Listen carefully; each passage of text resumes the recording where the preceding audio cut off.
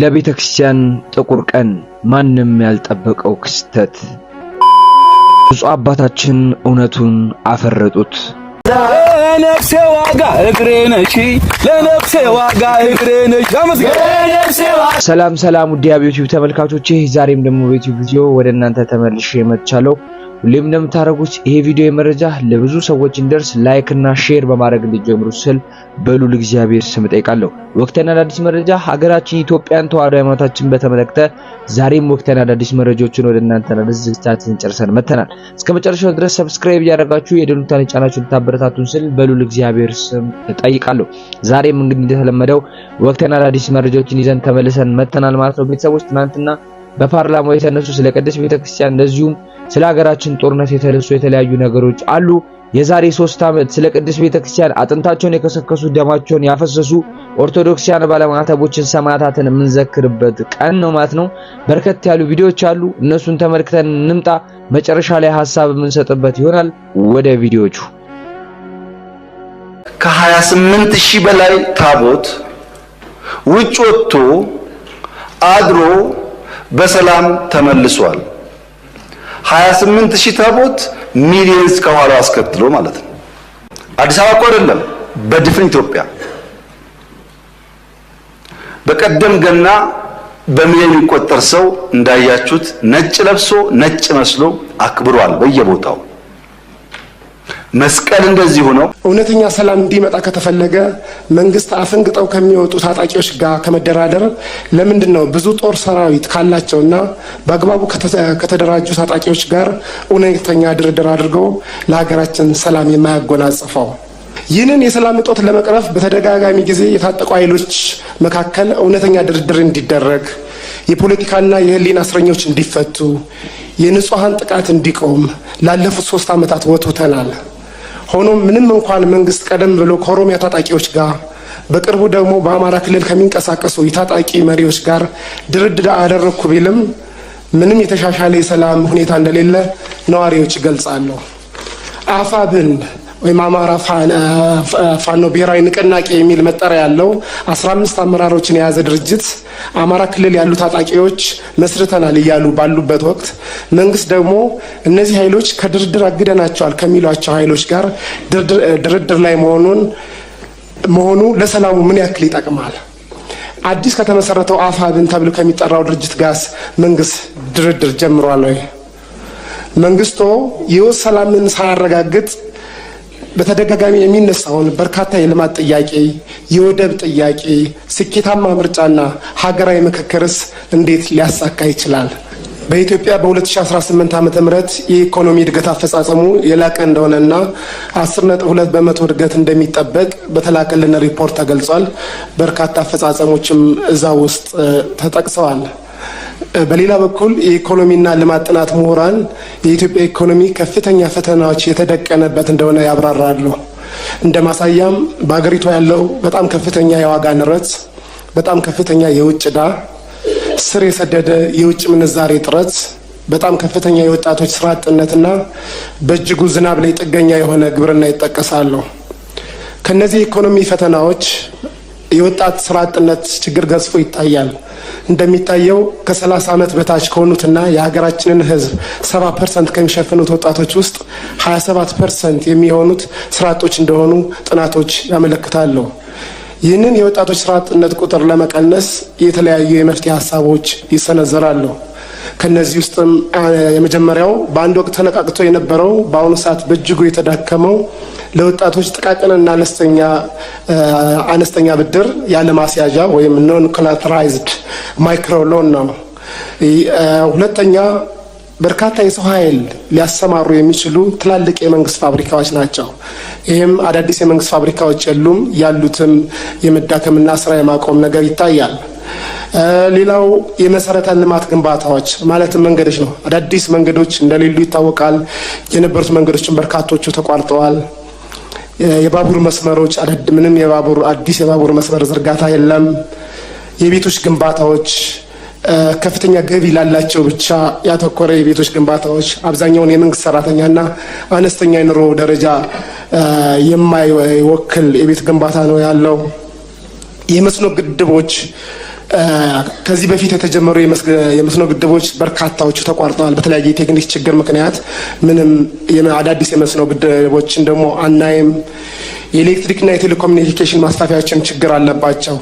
እነዚህ ችግሮች የወጣት ስራ አጥ ቁጥርን ለመቀነስ እንቅፋት እንደሆነ ይገለጻል። ይህንን ግዙፍ የወጣቶች ስራ አጥነት ችግር ለመፍታት ለመሆኑ መንግስት ምን እየሰራ ነው? ከላይ ለጠቀስኩት የኢኮኖሚ ችግር አባባሽ ምክንያቶች ውስጥ በዋነኝነት የሚጠቀሰው በሀገሪቱ ውስጥ ያለው የሰላም እጦት ነው። ይህ የሰላም እጦት በዋነኝነት ግጭት ባለባቸው በአማራ፣ በኦሮሚያ፣ ትግራይና ጋምቤላ ይስተዋላል። ነገር ግን ግጭት በሌለባቸውም የዲሞክራሲ መብታቸውን ለማስጠበቅ በሚሞክሩ የመዋቅርና የማንነት ይከበርልን ጥያቄ ባነሱ ግለሰቦችም ከፍተኛ የሰብአዊ መብት ጥሰት እንዳለ ለምሳሌ በደቡብ ክልል አባላት ይጠቅሳሉ በተደጋጋሚ ጊዜ። ይህንን የሰላም እጦት ለመቅረፍ በተደጋጋሚ ጊዜ የታጠቁ ኃይሎች መካከል እውነተኛ ድርድር እንዲደረግ፣ የፖለቲካና የህሊና እስረኞች እንዲፈቱ፣ የንጹሃን ጥቃት እንዲቆም ላለፉት 3 ዓመታት ወትውተናል። ሆኖም ምንም እንኳን መንግስት ቀደም ብሎ ከኦሮሚያ ታጣቂዎች ጋር በቅርቡ ደግሞ በአማራ ክልል ከሚንቀሳቀሱ የታጣቂ መሪዎች ጋር ድርድር አደረግኩ ቢልም ምንም የተሻሻለ የሰላም ሁኔታ እንደሌለ ነዋሪዎች ይገልጻሉ።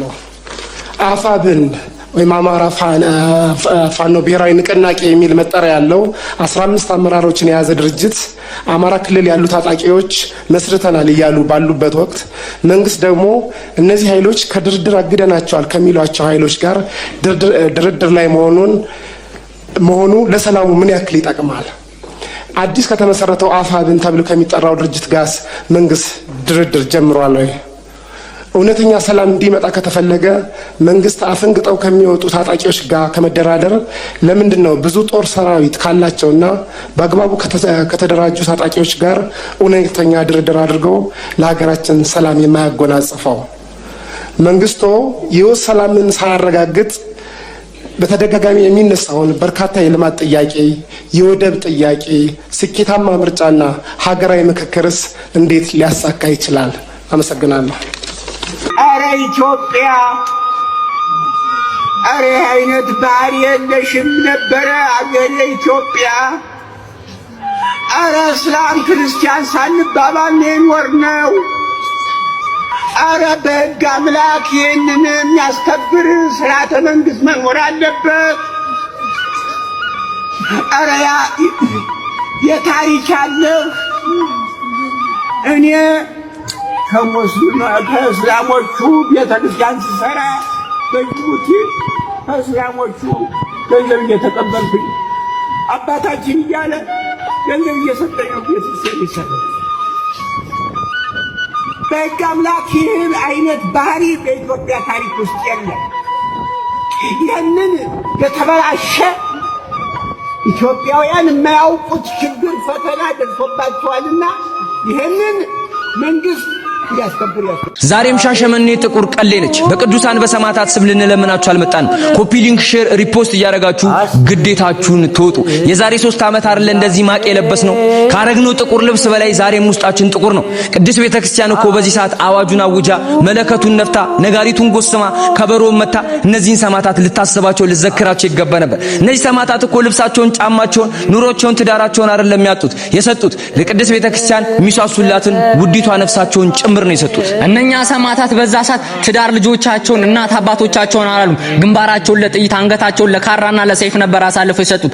እነኛ የሻሸመኔ ኦርቶዶክሳውያን ባለማህተቦች፣ እነዛ የያቤሎ ወጣቶች፣ እነኛ የዝቋላ አቡነ ገብረ መንፈስ ቅዱስ አባቶች፣ እነዛ የአርሲ ዶዶላ ወጣቶች፣ እነኛ የወይብላ ማርያም ሰማዕታት ወጣቶች በሰሜን በደቡብ በምስራቅ በምዕራብ ላይ ስለዚህ ቅድስት ቤተክርስቲያን አጥንታችሁን የከሰከሳችሁ ደማችሁን ያፈሰሳችሁ ኦርቶዶክሳውያን ባለማህተቦች በረከታችሁ ረድኤታችሁ ይደርብን። እናንተን ብንረሳ ቀኛችን ትርሳን። ዛሬም እናንተ ናችሁ አጀንዳዎቻችን። መቼም አንረሳችሁም፣ መቼም አንዘነጋችሁም። በረከታችሁ ረድኤታችሁ ይደርብን። እነዚህን ሰማዕታት አንድ ጧፍ እንኳን እያበራችሁ አስቧቸው፣ ዘክራችሁ። የሆነብንን አስብ እግዚአብሔር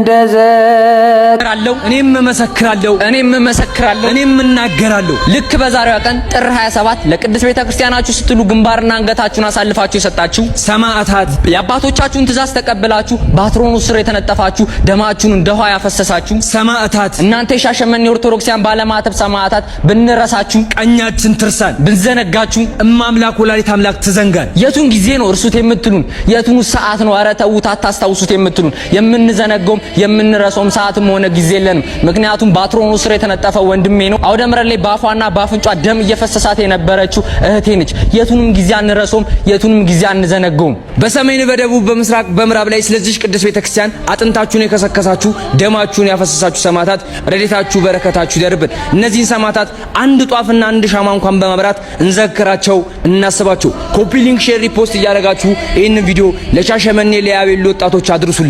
እንወዳችኋለን።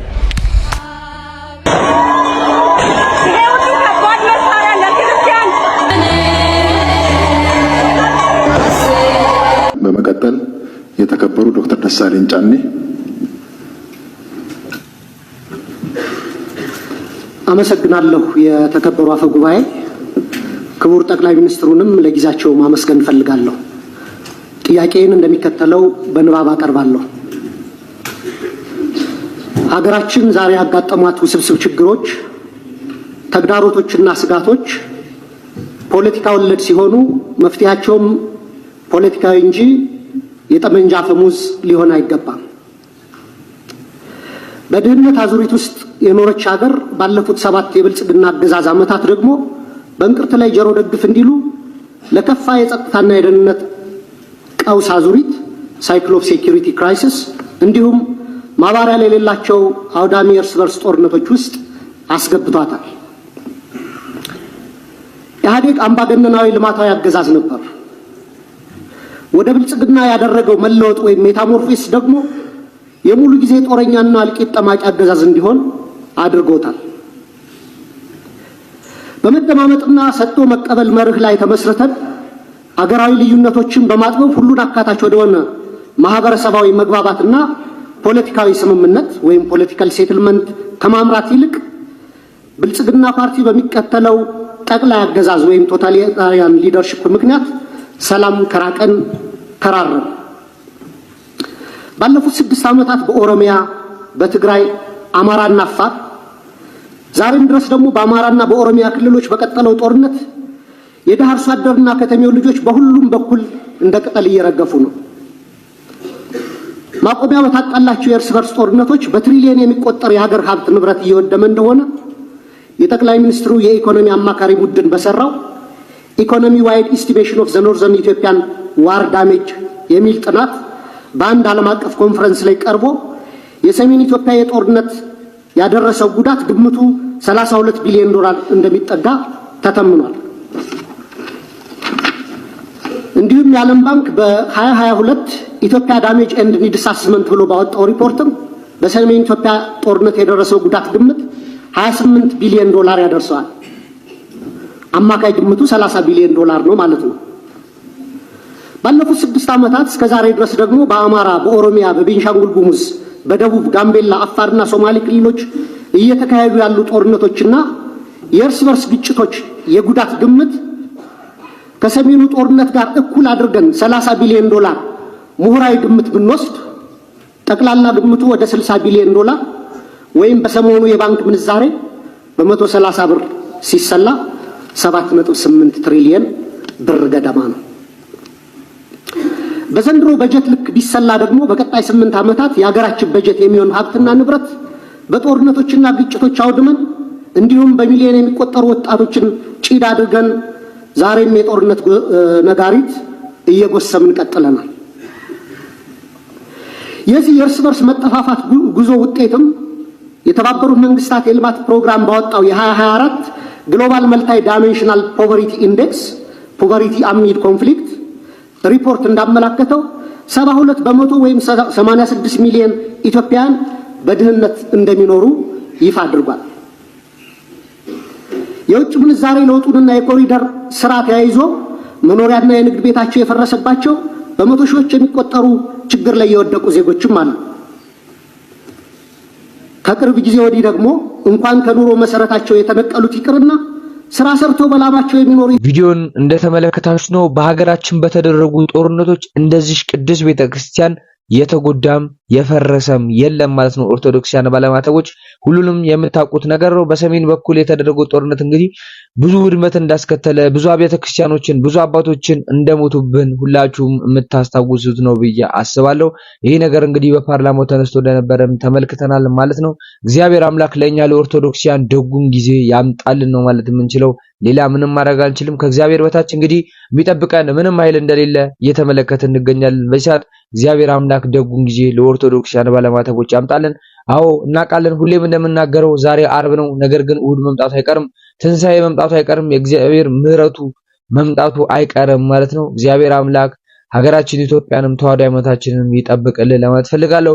የዛሬ 3 ዓመት ነበር የዚህች ቅድስት ቤተክርስቲያንን ጥሪ ሰምተው ኦርቶዶክሳውያን ባለማተቦች ለግንባር ጥይታቸውን አሳልፈው የሰጡት አንገታቸውን በሰይፍ የታረዱት እነዚህ ኦርቶዶክሳውያን ባለማተቦች በአትሮኖሱ ስር አንገታቸውን በሰይፍ የተቆረጡት የተቀሉት በዛሬው ቀን ነበረ።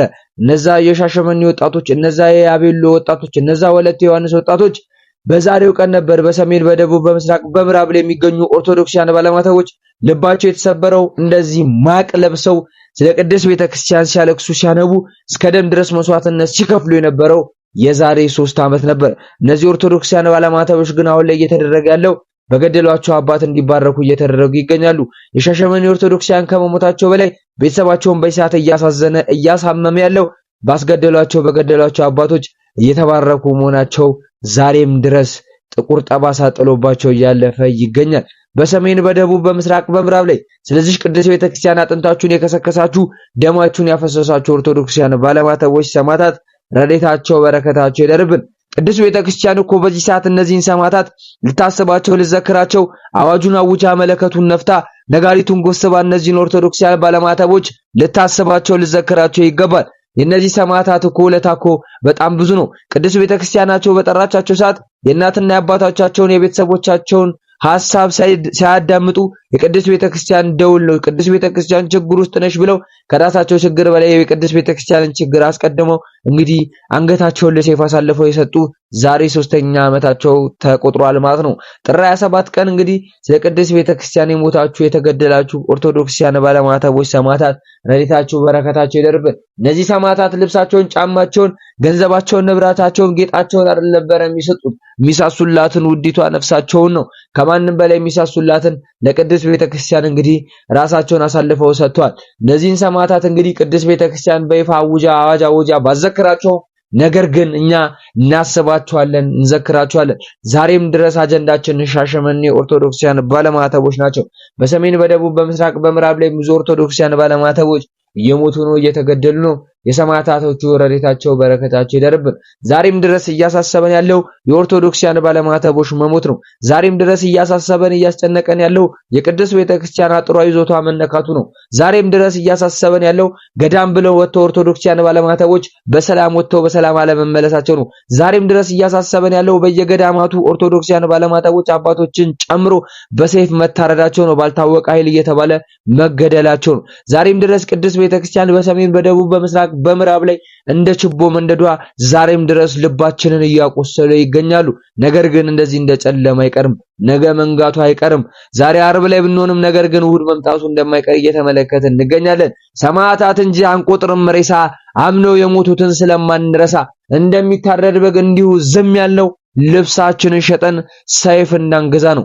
አሁንም በድጋሚ የሰማዕታቱ ረድኤታቸው በረከታቸው ይደርብን። ለሀገራችንም ሰላሙን ፍቅሩን ይላክልን። እንግዲህ ሰማዕታቱ ቤተሰቦቻቸውን በእሳት ማሰብ መዘከር ማስታወስ ያስፈልጋል። ሻሸመኔ ላይ የዛሬ 3 ዓመት እንግዲህ ጥቁር ቀን መሆኑን ሁላችሁም የምታስታውሱት ነው። ከዛሬ ሰዓት ጀምሮ እንግዲህ እነዚህ ኦርቶዶክሳውያን ባለማተቦች የቤተክርስቲያንን ጥሪ ተመልክተው እንግዲህ ቅዱስ ቤተክርስቲያን የቅዱስ ሚካኤልን ቤተክርስቲያን በመጠበቅ ላይ ያሉ እንግዲህ በተለያዩ ከባድ መሳሪያዎች እንግዲህ ቅዱስ ቤተክርስቲያን ስትናወጥ እንደነበረ ተመልክተናል። እነዛ የፈሰሰው የሰማዕታቱ ደም እስካሁን ድረስ እዛች ቅዱስ ቤተክርስቲያን ላይ እንዳለ ውሃ አምጥተው ቢያጥቡት ቢፈትጉት ድረስ እስካሁን ድረስ እንዳለቀቀ ነው ያለው መረጃ የሚያመለክተው። ምክንያቱም የሰማዕታቱ ደም እውነተኛ ስለሆነ፣ ምክንያቱም ምንም ሳይሳሱ ነፍሳቸውን ስለሰጡ ደማቸው እስከዛሬም ድረስ ቅዱስ ሚካኤል ሻሸመኔ ቤተክርስቲያን እስካሁን ድረስ እንደሚገኝ ያለው መረጃ ያመለክታል። እንግዲህ ኦርቶዶክሳውያን ባለማተቦች ሐሳብ አስተያየታችሁ እናንተም ኮሜንት ላይ ጻፉ። ይሄን በዓለም ላይ የምትመለከቱ ኦርቶዶክሳውያን ባለማተቦች እነዚህን ሰማዕታት አንድም ጧፍ በማብራት አንድም ሻማ በማብራት ዘክሯቸው፣ አስባቸው፣ በወርቅ ቀለምም ጻፏቸው ለማለት እፈልጋለሁ። እንግዲህ ሁላችሁም ኦርቶዶክሳውያን ባለማተቦች ሰብስክራይብ ያደረጋችሁ የደወል ምልክቷን እየተጫናችሁ አበረታቱን። ሐሳብ አስተያየታችሁን ኮሜንት ሴክሽን ላይ አስቀምጡን። እውነት የሰማዕታቱ ረድኤታቸው በረከታቸው ይደርብን። ለኛ የሚያምቀን ነው። የዛሬ 3 ዓመት ሁላችሁም የምታውቁት ነው። ሁላችንም የተረበሽንበት ቅድስት ቤተክርስቲያን ማቅ የለበሰችበት 1 ሲኖዶስ፣ 1 ፓትርያርክ፣ 1 ኦርቶዶክስ ተዋሕዶ የተባለበት ጊዜ እንደነበር ሁላችንም እናስታውሳለን ማለት ነው።